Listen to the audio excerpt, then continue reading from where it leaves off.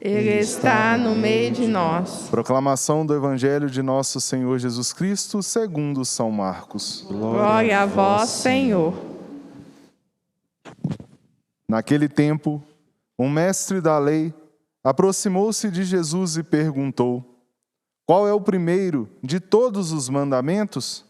Jesus respondeu: o primeiro é este: ouve, ó Israel, o Senhor nosso Deus é o único Senhor. Amarás o Senhor teu Deus de todo o teu coração, de toda a tua alma, de todo o teu entendimento e com toda a tua força. O segundo mandamento é: amarás o teu próximo como a ti mesmo. Não existe outro mandamento maior do que estes. O mestre da lei disse a Jesus: muito bem, mestre, na verdade é como disseste. Ele é o único Deus e não existe outro além dele.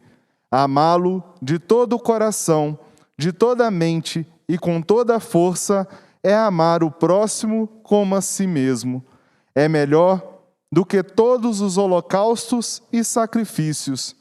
Jesus viu que ele tinha respondido com inteligência e disse: tu não estás longe do reino de Deus. E ninguém mais tinha coragem de fazer perguntas a Jesus. Palavra da salvação. Glória a vós, Senhor.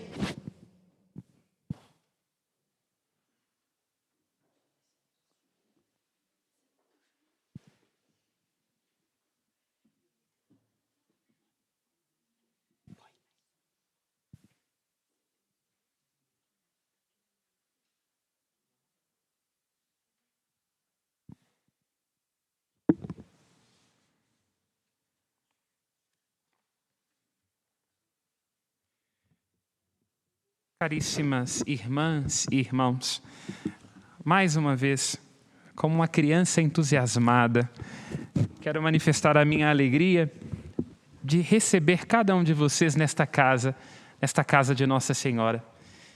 É bom podermos nós nos encontrarmos uns com os outros, porque a companhia dos outros, o olhar dos outros nos aquece o coração. É bom saber que nós caminhamos juntos numa mesma direção, numa mesma esperança. É bom poder estar com Deus. E dirijo também esta palavra mais uma vez aos que nos acompanham das suas casas. Obrigado por fazerem parte desta família.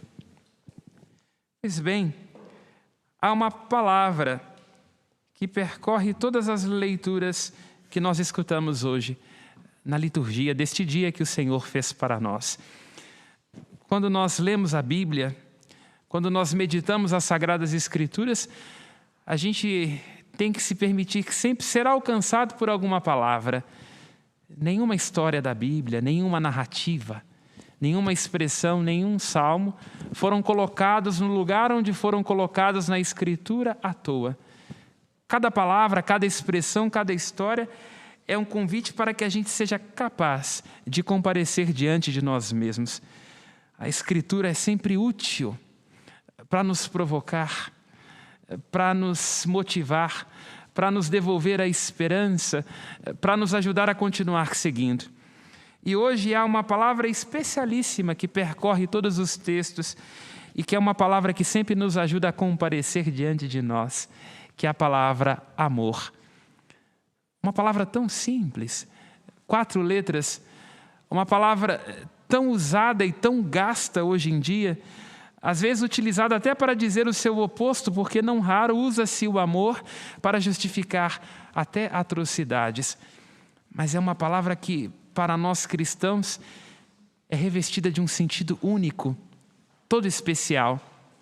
E nós podemos dizer assim, porque na carta a João, assim se diz: nisto nós conhecemos o amor de Deus. O amor de Deus manifestou-se porque Ele deu o seu Filho único para cada um de nós e para a nossa salvação.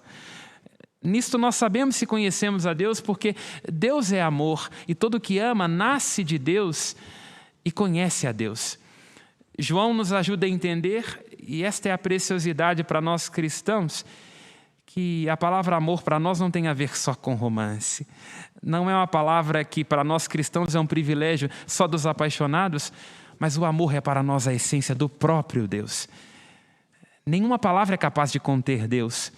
Nós usamos palavras para entender o que é uma cadeira, o que é uma mesa, o que é um livro, e mais ou menos essa palavra nos ajuda a nos relacionar com esta coisa. Mas Deus, todas as vezes que a gente tenta prendê-lo com uma palavra, com o nosso cálculo, quer fazer ele encaixar dentro da nossa cabeça, ele escapa. O que Deus é, a sua natureza, a sua bondade, são sempre maiores do que cabe nos livros, no nosso entendimento, nas nossas palavras. Uma palavra que se aproxima e que consegue traduzir aquilo que Deus é, diz João na sua carta, é que Deus é amor. Por isso nós cristãos, mesmo que esta palavra esteja gasta, nós insistimos em dizê-la. Insistimos em dizê-la e acreditar no amor, esperar o amor, sermos encharcados pelo amor e darmos amor. Para nós cristãos, e é por isso, e daí vem a força da nossa insistência, o amor é um princípio. O amor é um princípio, porque Deus cria o universo por amor. Desde toda a eternidade, desenha cada uma das estrelas, desenha cada uma das criaturas, desenha o homem e a mulher, eu e você, por amor e para o amor. Por isso o amor, que é a essência do próprio Deus, é sempre o princípio de tudo. O princípio da criação, o princípio daquilo que nós fazemos, as cores do universo, a assinatura do universo vem do amor de Deus. E além de princípio, este amor deve ser sempre o nosso ponto de retorno.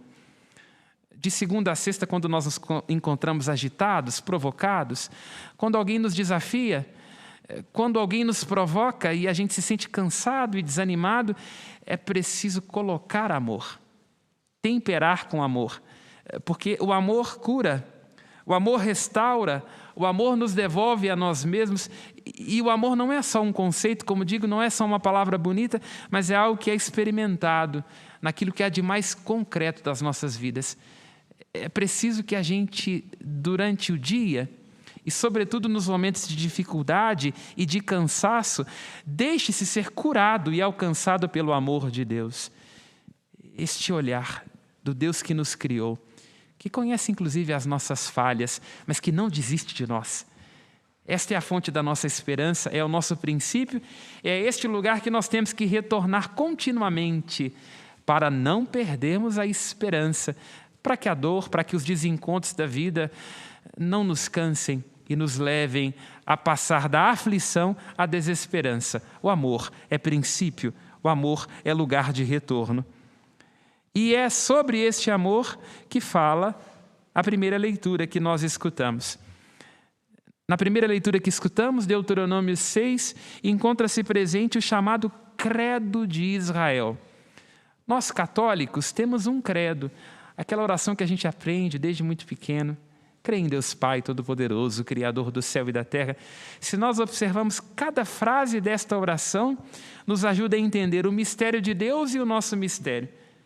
Deus é um Pai que nos criou. Deus é um Pai que enviou o seu Filho para a nossa salvação. Este Filho que conhece o que é ser gente, que sofre como homem, morre como homem, para nos livrar da morte causada pelos nossos pecados. E ressuscita para oferecer a nós a promessa da nossa ressurreição. O creio é um horizonte de vida. A gente, quando reza o creio, está querendo dizer, olha, é para lá que nós estamos nos encaminhando. O creio nos ajuda a entender quem nós somos, quem é Deus, o que é o homem e a mulher no plano de Deus. Israel também tinha o seu creio, e que nós escutamos na primeira leitura. E este creio, lemos no versículo 5 da primeira leitura, assim começa, versículo 4, Shema Israel. Escuta, Israel. O Senhor nosso Deus é o único Senhor. Amarás o Senhor teu Deus com todo o teu coração, com toda a tua alma e com todas as tuas forças. É muito interessante que este creio de Israel comece falando de escuta. A escuta que é esta eleição que nós damos uns aos outros, para que a gente escute o outro, e escutar significa perceber, escutar significa tratar o que o outro é, o que a outra é como importância, ou seja, importar para dentro do nosso coração, esta escuta é a base do amor. Reparem, sempre junto desta palavra amor é preciso vir a palavra escuta, porque se nós não nos escutamos e nós não nos elegemos, nós nos tornamos incapazes do amor. Amor tem a ver com atenção, de dar ao outro o privilégio da escuta, de deixar que, inclusive, a fraqueza do outro habite dentro de mim para percebê-lo. Para além da minha expectativa, para além dos meus anseios, o que o outro está dizendo? O que lhe faz sofrer? E é por isso que este creio do povo de Israel diz: o amor que nós devemos dirigir a Deus começa com uma escuta dos seus mandamentos. Ou seja, começa com este movimento de deixar que a palavra de Deus crave no mais profundo dentro da gente, que nos seduza e que, sobretudo, nos convença. E assim se diz: amarás o Senhor teu Deus com todo o seu coração. O coração, na Escritura, é o sinônimo da consciência. A consciência é esse eu que eu e você trazemos dentro do peito. Este eu que dialoga conosco o tempo todo. Este eu que diz se é hora de sair, se é hora de ficar. Este eu que tem os seus traumas, mas que também tem as suas alegrias. Quer dizer, é o ponto mais íntimo dentro de nós. É preciso colocar o amor de Deus neste eu, diz a primeira leitura que nós escutamos. Este eu que eu e você trazemos precisa ser restaurado pelo amor de Deus. Escutar a Deus, deixar-se amar por Deus e amar a Deus. E é isto que nos restaura e que nos refaz. Em segundo, se diz que é preciso amar a Deus com toda a alma. Na Escritura, a alma tem a ver com nefesh, que é o sopro de vida. Aquele sopro que Deus deu a Adão pelas narinas e que faz Adão se tornar um ser vivente. O amor de Deus deve ser para nós o que o ar é para os nossos pulmões. Nenhum de nós consegue passar alguns segundos que seja sem respirar, colocar o ar para dentro. Assim deve ser o amor de Deus por nós. Deve nos invadir, nos encharcar. Deve ser a fonte da nossa motivação para que a caminhada da nossa vida não nos canse. Depois se diz, amar o Senhor Deus com as forças, quer dizer, com o nosso agir. Porque se nós imaginamos que somos fortes por nós mesmos, o nosso braço se cansa. Às vezes, quando nós olhamos para o nosso casamento, para as obrigações de ter que cuidar dos filhos, dos netos, de ter que estudar, de ter que fazer isso, ter que fazer aquilo, nos falta ar, a gente se cansa, porque percebemos que somos frágeis, fracos. E aí tendemos, quando uma dificuldade bate à nossa porta, imaginar que a gente está se identificando com fracasso e não tem motivos para continuar seguindo. Diz o creio do povo de Israel, o que nós assumimos, é preciso colocar o amor de Deus onde a força humana falha. Porque, como diz o apóstolo Paulo, é onde existe a fraqueza humana é que Deus pode transbordar com a sua força, sendo Ele o forte. Lá onde houver no seu coração aflição, desânimo, angústia, deixe-se preencher pela força de Deus, que supera a sua fraqueza e que transborda da sua fraqueza, para que Deus seja forte, porque nós a nós mesmos não damos conta de prosseguir. Este amor continua seguindo a reflexão da primeira leitura, no versículo 3. É um amor que, se Israel pratica, dá-lhe a condição de ser feliz. A consequência do amor, de sentir-se amado por Deus, o efeito colateral do amor é a felicidade. A felicidade não vem de um coração que se deixa levar pelo egoísmo. A felicidade não vem quando nós estamos presos às nossas próprias expectativas. A felicidade vem de uma experiência profunda e transformadora do amor de Deus. Nisso, Israel, nisso, cada um de nós deve compreender que nós encontramos a nossa felicidade. E se diz que este amor que é dirigido a Deus, é dirigido ao Senhor nosso Deus, que é o único. E aqui há uma outra palavra interessante para refletirmos. Este amor que é dirigido ao que é um, que é a partir do um. Meus queridos e minhas queridas, toda infelicidade nas nossas vidas começa com um coração dividido.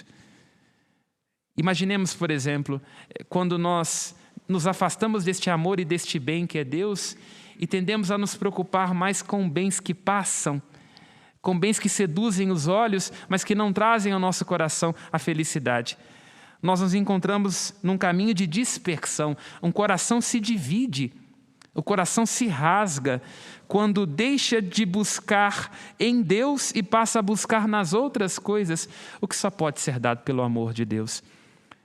Quem de nós já não conheceu uma família onde os irmãos vêm-se dilacerados pela briga pela herança? O amor pelos bens divide, rasga, sequestra, gera cansaço. O amor de Deus une, recolhe os fragmentos, restaura. Israel deve compreender que ao Senhor deve ser dirigido o maior de todos os amores, e a nós também é pedido que compreendamos isso. Deus é o maior de todos os nossos bens. Não é que buscar as outras coisas não seja importante. Quem não quer ter um bom carro, uma boa casa, quem não quer ter os seus sonhos realizados, mas é preciso compreender que estas coisas não podem ocupar na nossa vida o lugar de Deus. O problema não é a posse, não é a riqueza, não é querer ter coisas boas, diz o Salmo. O problema é prender nisso o nosso coração e imaginar que isto será capaz de preencher os nossos vazios. O que trazemos dentro de nós deve ser preenchido pelo amor de Deus, pela graça de Deus, pela presença de Deus. Este Deus que é um. Por isso, em tudo que nós fazemos, é preciso que a gente se pergunte: isto que eu estou buscando, que está custando a minha paz, que me inquieta, me aproxima de Deus ou me afasta dele? Porque se me aproxima de Deus, por melhor que seja, acabará se tornando na minha vida um ídolo, acabará me tornando disperso, acabará me fazendo morder os outros e me afastando da felicidade. Mas se me aproxima de Deus, se me ajuda a contemplar Deus, a glorificar a Deus, estou amando Deus nesta coisa que eu julgo ser importante para a minha vida. E aqui nos lançamos no Evangelho, no diálogo que Jesus tem com o mestre da lei, com a pergunta óbvia: qual é o primeiro de todos os mandamentos? E Jesus vai a este trecho que nós acabamos de escutar na primeira leitura. Ouve, Israel, o Senhor nosso Deus é o único Senhor. Ama com toda a força, com todo o entendimento, com toda a alma e com todo o coração. E Jesus aprofunda, esclarece o sentido deste mandamento, nos ligando lá ao livro do Levítico, Levítico 19, 18, onde se diz que é preciso amar o próximo como a si mesmo. E aqui quero lhes dizer assim: é do olhar que nós deixamos que Deus tenha para conosco, o olhar do Deus que nos alcança, que nós recebemos a cura que necessitamos dentro do nosso interior. Porque não raro o que nos leva a olhar o outro com um olhar de julgamento, o que não raro torna pesado amar quem convive conosco, é porque nós ainda não nos deixamos ser curados pelo amor e pela bondade de Deus. Há um movimento, diz o Cristo, ao falar destes preceitos. Experimentamos o amor de Deus e nos deixamos encharcar pelo amor de Deus, e esse amor nos convida a olhar a nós mesmos, a nossa história, a nossa fraqueza, os limites que eu e você, que todos nós temos. E ao sermos curados no interior de nós mesmos, nós somos capazes de amar os outros. Se nós não nos deixamos alcançar por Deus e restaurar por Ele, amar os outros torna-se insuportável. É difícil ser paciente, é difícil compreender, é difícil escutar, porque nós não nos encontramos curados. Há uma íntima relação na Escritura entre a experiência do amor de Deus que nos cura e que nos restaura e este equilíbrio de, sendo visto por Deus, sendo devolvido a si mesmo por Deus, tornar-se capaz de amar, de apostar nos outros. E queria terminar lhes dizendo assim: o amor e o ódio têm sempre a ver com aquilo que nós trazemos dentro de nós mesmos. Porque não raro o que nos leva a morder os outros, a ter dificuldade de conviver com os outros, é porque estamos castigando nos outros as nossas imperfeições. É preciso ter a coragem de comparecer diante de si e não deixar se desanimar pela constatação das próprias fraquezas, porque todos temos. Nós não merecemos o amor de Deus, mas Ele nos elegeu na sua cruz. E porque o Senhor nos ama, nós podemos nos arriscar ao amor. Por isso, tomemos consciência. Lá onde houver ódio, dificuldade de perdoar, dificuldade de suportar, é preciso que a gente se pergunte: que verdade este outro, esta outra, que é minha vizinha, que é meu cunhado, que é meu esposo, que é meu filho, que está me desafiando, está me convidando a rever sobre mim mesmo e sobre as minhas questões. Porque, repito, amor e ódio têm a ver com este em si que nós trazemos dentro de cada um de nós.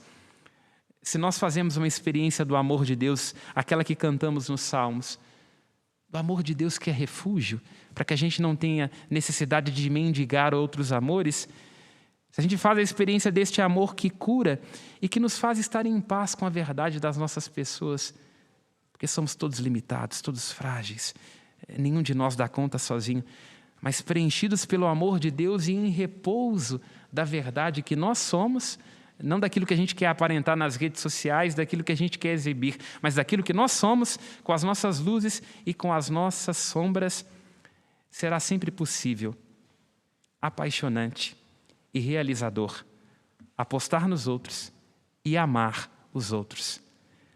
Louvado seja nosso Senhor Jesus Cristo. Sempre seja louvado. Restaurados e curados pela graça de Deus. Professemos a nossa fé. Creio em Deus, Pai Todo-Poderoso, Criador do céu e da terra, e em Jesus Cristo, seu único Filho nosso,